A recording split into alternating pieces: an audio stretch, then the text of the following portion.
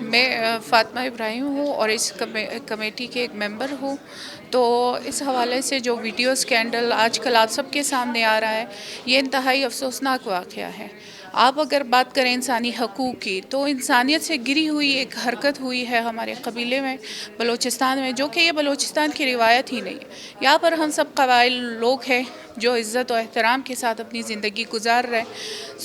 اس واقعے کی جتنی بھی مذمت کی جائے کم ہے۔ میری ایک گائیڈ لائن ہے اپنی فیمیل عورتوں کے لیے کہ خدا را اپنی عزت و عصمت کا خاص خیال رکھیں۔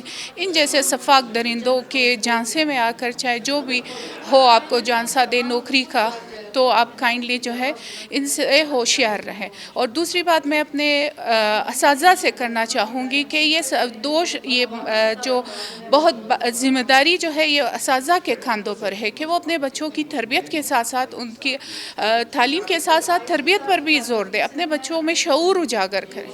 Thank you.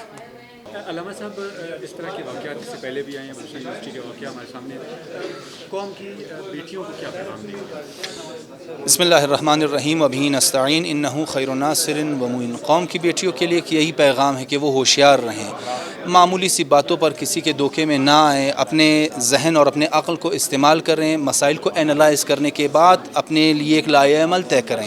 اور اسی طرح مثلا ایک نوکری کا جھانسا دے کر کسی کے اپروچ میں آنا، کسی کے دھوکے میں گرفتار ہونا، لہٰذا اس حوالے سے اور اس طرح کے اگر مسائل پیش آتے ہیں تو ان باتوں کو مخفی نہ رکھیں، بلکہ کسی انٹلیکچوئل کے ساتھ، کسی صاحب شعور اور عاقل شخص کے ساتھ ان مسائل کو شیئر کریں تاکہ اس کا ایک صحیح اور منطقی حل نکل آئے۔